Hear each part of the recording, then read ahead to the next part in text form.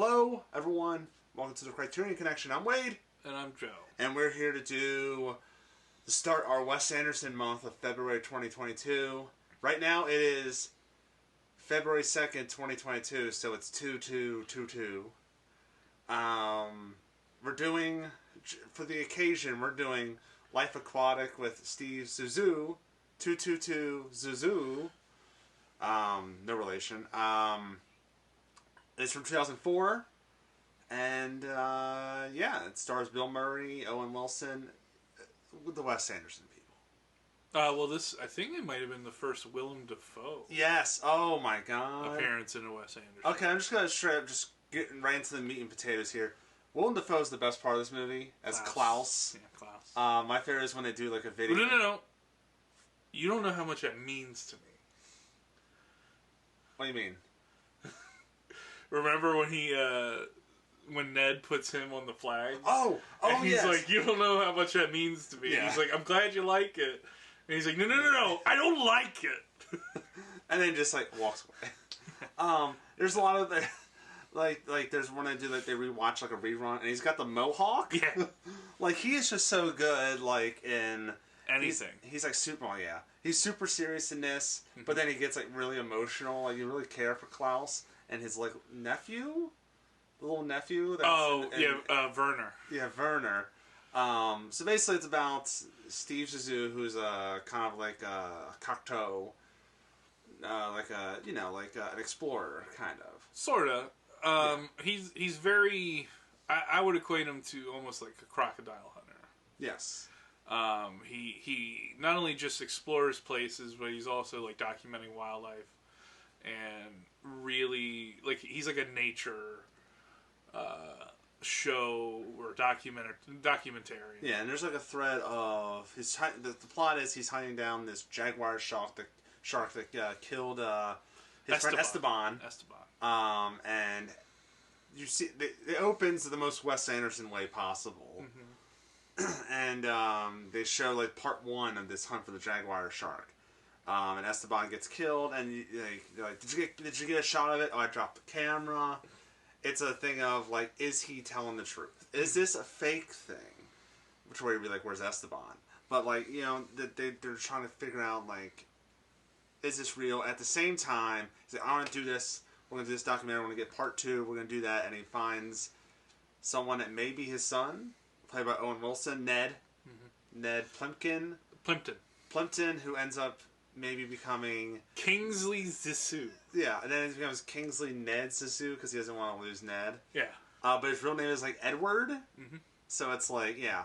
And then you also have the Kate Blanchett as Winslet. Yeah, she's the journalist. A pregnant journalist. Yeah. And she just tags along, and then there's a whole crew of characters. I mean, you have the one guy that's... Yeah, Jeff Goldblum. Oh, Jeff Goldblum plays Ollie Hennessy. Yeah. Hennessy, yeah. And he's Jeff Goldblum. He's a character. He's a great character. I'm talking about the one guy with the guitar that does like Portuguese versions of... Pele. Of David Bowie songs. It's Pele. It's a crew of characters. Jason Schwartzman is in it. Like, he's in the beginning. Mm-hmm. And that's about it for him. He's not in a lot of it. Thank God. I feel like he would not have worked in this tale or this setting. Yeah, I liked the cast of characters. I like the interns. Yeah, you had the interns. You had Vikram. You have these people that stick out as characters, even though they don't really get any characterization. No, you know what I mean? They just kind of stick out because Bill Murray or Ned or somebody calls out their name, and they have one function in the group. You have Vikram, who's the camera guy. I forgot the editor's name. Yeah, but that's all he does. There's also what was he? I forget what they called him. He's like the banker that gets kidnapped. The stooge. Yeah, they call him the Bond Stooge. The Bond Stooge, that's what it is. And you also meet people like characters like Cody, mm-hmm. the three-legged dog. There's a lot of cool things to this film. I do think that overall, probably the biggest problem with the film is it coasts along the shoreline a long time before it goes anywhere. Yeah. But when you get to stuff like, whenever Bill Murray gets a gun in his hand, that's where it gets like, okay, the rescue scene near the end is great. That whole sequence. Oh yeah. That sequence of scenes, that whole act. Where Allie's like, you can't save me. and then just like everyone's getting shot at, and then add little things like Klaus, your team A now. Yeah. And there's like, yes. Yeah, there's a lot of really great stuff in that part of the film. It does take a while to kind of circle around to it. Like, we have the love triangle, supposedly. And it just kind of... You get the first, like, the setup, the catalyst, and then bringing in Ned and the introductions. And then it just kind of meanders for a while, and then we end up having to save everybody. Yeah. And it ends like oh, the ending is like, oh wow, like you kind of have feels a little bit. Yeah, I could see the, that criticism. Yeah. But the second act really just kind of sleepwalking in a way. Yeah, and then you finally get to where you need to be, and it's worth it. Bill Murray, his character Steve Zissou is kind of complex a little bit. He's a very complex character. Yeah, I mean he has quirks, like he thinks Ali is gay, but turns out he's part gay. Everyone is. There's the stuff like he's kind of like he feels like he's running away from the idea that he's a has-been. Right, and there's a bunch of three-dimensional, like Ned's a three-dimensional character. Did you notice how Ned's accent changes throughout the whole film? He has like a kind of like a Western accent in some parts, but some parts he's the Owen Wilson. No, I didn't really catch on to that. But also Klaus has a very thick German. Yeah, which is probably not the most accurate German, but it's Willem Dafoe just doing it. No. Just do it. Yeah, but I do like the character depth, especially with Steve Zissou, with Bill Murray getting the right guy to play that part. Mm-hmm. Somebody who's very charismatic, who can bring those layers, but still have that like facade. Yeah, and just kind of be kind of a jerk. Oh yeah, he's very much a jerk. For parts of it, and just realizing that there is more there. Yeah, it's a really strange. He just nails it. It's not quite like the charismatic.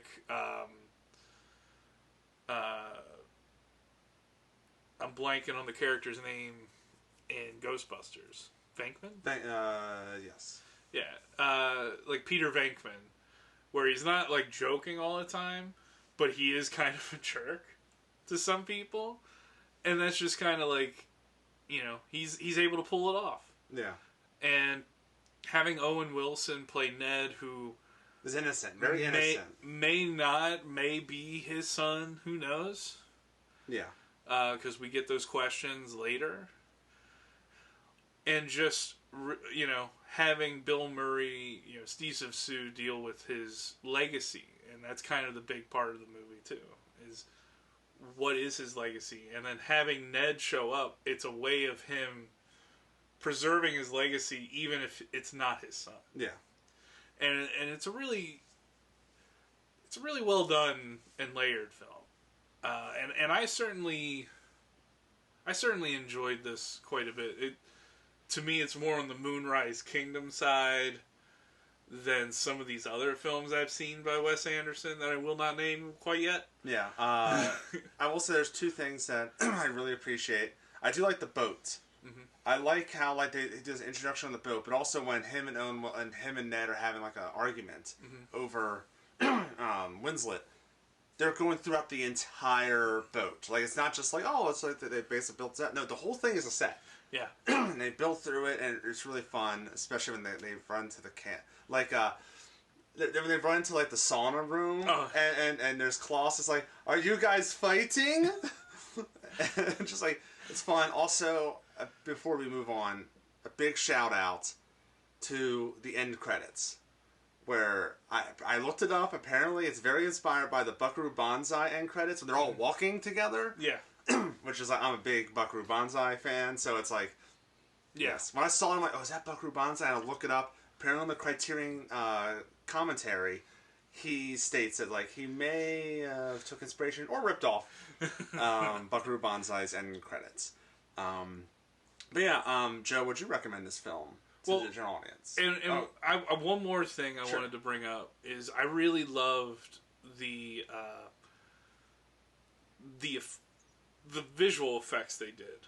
Oh yes, we gotta talk. Okay, yeah, we never really talked about that with the puppets and with the way the windows and screens work in the film, like at the end when they're in the submarine and you see all those animals. Well, whenever sea creatures. Yeah, whenever they saw the creatures, like when Werner gives Steve Zissou that like seahorse, the rainbow seahorse, seahorse, like all the animals that you see in the film are like these weird crabs. Puppets.